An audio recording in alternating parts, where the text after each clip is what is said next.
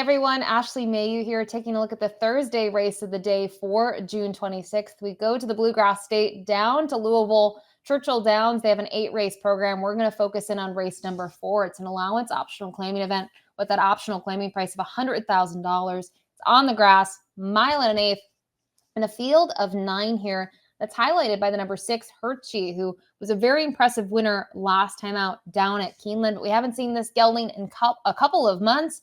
It's going to have some other rivals that come in here off of good recent efforts. That includes the number 8, Old Crazy Bone, who maybe didn't fire last time out on the Elkhorn, but prior to that had very good form down at Sam Houston. The 3 out of deductions, a runner-up last time out locally at Churchill at the mile distance. And then some others that are interesting types that I think, given the right pace scenario, could be a factor. So speaking of pace for this 9 furlong event, we'll take a look at the Timeform US pace projection. And Herchee, if he wants the lead, it looks like he can have it. And I pretty much agree with that. I do think, though, that the 7 Arrow Smash could maybe press the situation early on based on some of those events that he exits where they have gone really quick, and he's just been a couple of lengths off of it. And now, knowing on the stretch out they're going to go slower, he could find himself closer to the mix early. So we'll really have to see how things pan out in here. And you also have to factor in, Connections might decide to do something a little bit different where they might, send their horses a little bit more, knowing that there's not necessarily a ton of pace on paper. But do note the 4, Skyro, does have the late pace flag attached to him. So we'll dive into this field of 9. We'll kick it off with the number 1, Bourbon Resolve. First off the claim for Bob Hess Jr. and Jeffrey Lambert, who picked this one up for $50,000 last time out off a good second place finish where he was able to rally and get up for, a minor award in there. And it was a mile and a 16th on the dirt. We don't know what he's going to do on the turf. It's his first grass race in his career. Now, he is by hard spun, which in terms of the numbers, turf routing, they're a little bit better than average, 13%, so I don't mind that. And on the bottom side of the pedigree, the mare did try the turf, didn't fare too well in it. So stablemates also not as well versed on the grass. But I think, kind of looking at his running style, curious to see the trip that'll get here. I don't think the 9 furlongs will be an issue at all based on what we saw last time out, and even a couple of his other 2-turn dirt races. So he's a big price in here. So is the number 2, Tall Boy. This one for Doug O'Neill, who I thought ran very well last time out at this distance, at this level. Wasn't in for the tag, isn't in for the tag again, and had to rally from off of it. He did get the pace help, though, at that distance. They did go 45-4, 109-1. And that's why he was able to rally. And I hope that he can break just a little bit sharper in here. I feel like he's typically towards the back of the pack, but look at the race 3 back. I know it was at Churchill. It was back in May of 2024. Maybe he's not the same horse as a 5-year-old, but he was close to it and was able to prevail. So I don't want to kind of just say that he's a closer. I think he shows a little bit more versatility, or at least has shown that in the past. And 15-1, I've seen plenty of 15-1 shots I don't like. I really do like Tall Boy in this race. The 3 out of deductions enters this race off a second place finish. Now that was going just the flat mile at this level and just became second best in an interesting race. There were a ton of horses entered in here, a ton of them scratched, including Herchee, who we'll talk about a little bit later. And second best to Northern Invader, who you can look at his resume. You can kind of see what this horse had to face last time out. So don't want to disrespect out of deductions at any point in here, and especially on that last out effort. I didn't like his effort 2 starts back, though, where he did face Tall Boy. Didn't necessarily love him at a mile and an eighth, and it doesn't seem like it's a world of difference. I wonder if he's a little bit more competitive, though, at a mile or a mile and a 16th. The 4, Skyro, we mentioned, has the LP flag attached to him. He's a 7-year-old son of Verrazano, who was 4th last time out, exits that same race as out of deductions. And he didn't get any pace help. You look at how the race kind of went around. To me, short field, again, I don't want to read into it too much in terms of how it panned out because it was a merry-go-round race. But with that said, I still think he's going to have his work cut out for him based on what we've seen in the past. So a little bit of a tough sell here for me, at least in the terms of Skyro. But interesting to note, Luis Saez is booked to ride. The 5, Lord Bullingdon, this one for Michael McCarthy, was able to win his most recent effort. He came here locally at the mile and an eighth distance, and he was able to take them gate to wire in a big field. And just thought the fractions that he was able to carve out were perfect for him. Almost, kind of like workman-like. 48-1, 112-4. And from there, just very even. I thought it was a great ride from Ben Curtis, who's booked to ride him again. It was his first time aboard. just rode a smart race, get him to the front. He likes to be somewhat forwardly placed, as we've seen some of his better efforts, but get him comfortable. That was key. And if you think he's going to be forward in here, that's maybe a selling point on him.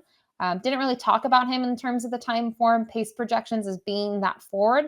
He should be close. I just don't know against this group if he is as quick as other horses, including this horse, the 6 Herchee. I mentioned was scratched out of that event, that a couple exit at Churchill Downs, and has been on the shelf for a couple of months, but we'll take a look at that most recent performance. And if you've done any of the previews with me, Gino, David, Mike Beer, we've shown this replay before. It comes from a second level allowance at Keeneland back in April. And this is just a really nice win. It was a big field. He got a perfect trip, and he loves a trip, anywhere from a length to maybe 2 or 3 off of it early, and can kick on, and he kicks on really nicely. He's a horse that has shown that he has potential early in his career. Last year as a 3-year-old, kind of got a little bit of a late start as a 3-year-old. June 30th was his career debut, but very good efforts behind, horses such as Brilliant Birdie, and really hasn't run a bad race to date. So unfortunately, we haven't seen him in the races. He's been entered in several spots and scratched, but this group, if he's anywhere near what we saw last time out, or even some of his other races, he'll be very tough to beat, and that's why he deserves to be a short price. But 7 to 5, it is a short price to take, but obviously the race last time out does stand out. The 7 Aero Smash, I mentioned I think he could be closer on the fact that he's stretching out, and he's coming out of some dirt sprints 2 and 3 back. They did go very quick early on, especially in that race 2 back, where World Record and Nash were the top 2. Have to wonder what he's going to do on the turf. Pedigree-wise, I'm not convinced he's a turf runner, just looking at Arrogate's numbers. And then on the bottom side, the mare was very good in her career for Todd Fincher, 7 for 8, but we're talking about dirt races, very different ball games. So curious to see the surface switch is training well. Always been a horse that kind of trains well in the mornings coming into some of those races. And a nice drill on the 20th of June, mid it flat for 5 furlongs. But again, with knowing that there's horses in here that have great turf races, little bit of a tough sell. For me, the 8 Old Crazy Bone, 7 to 2 on the morning line for Brett Calhoun, was 7th in the Elkhorn last time out, and just going to attribute that to maybe the distance. I mean, this horse has been okay at 1.5 miles, 3 starts back down at Sam Houston, but just didn't get the trip, was a huge price last time out. And I wonder now on the cutback what sort of trip we're going to see for Old Crazy Bone. This is a horse that could be forward, especially if the fractions aren't quick. And it just be another one that's making that start off a bit of a freshening, just like Herchee from post 6. The 9 Santorini is going to round out the field. This one fresh off the claim for Michael Maker, who claimed this one last time out for $80,000 for Flying Peace Stable, and comes in, just about a month off of rest. And this is a horse that has some back class. I think you go back to some of those races in 2023 as a 3-year-old, or even races earlier this year down at Turfway Park. They're good races, especially the win where this horse was able to take them gate to wire. There are things to like about Santorini, and I think when you look at Michael Maker and the claiming that he does, him and his connections, his owners, they're not afraid to spend $62,500, $80,000, $100,000 on these horses. And they usually use spots like this as a starting point, and then they usually jump them up to stakes competition. So this barn knows what they're doing when they claim horses like this, especially at those higher claiming prices. So maybe one to consider in the bottom of your exotic. So that's the field of 9. It is the Thursday race of the day. It's one of the 2 turf events scheduled at Churchill Downs, and it's race number 4. Don't forget free past performances for this race of the day on the DRF website. And we will move to top picks in here. And I said it. I mean, Herchee's the horse to beat. And again, you don't necessarily like to give out favorites all the time on top. But based on the resume that he's been able to kind of put together now in 6 starts, I like what I've seen. I think we're going to see him do bigger things later this summer. My one concern with him would be the layoff. He's been entered and they've scratched him for a variety of reasons. So that's my one knock on him. But other than that, I think all systems to go here for Herchee. I think my intriguing horse I'll use right in the second spot. Wanted to pick him on top, just don't know the trip that he's going to get. And that's the 2 Tall Boy, who I think is handy. I think he can be more forward. He can close from off of it.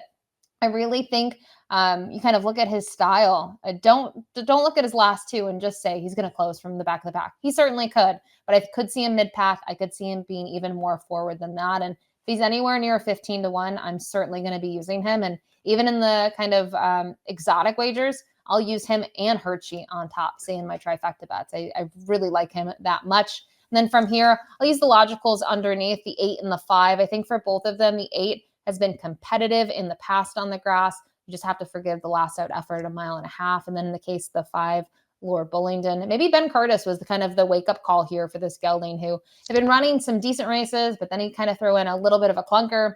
He just got this horse really comfortable last time out. So I love that he's booked to ride once again, and maybe a horse that will be somewhat close to the action. But for me, top 2, those are the 2 I'm focusing in on. The 6, Herchee, the morning line favorite, as well as the 2, Tall Boy. Good luck.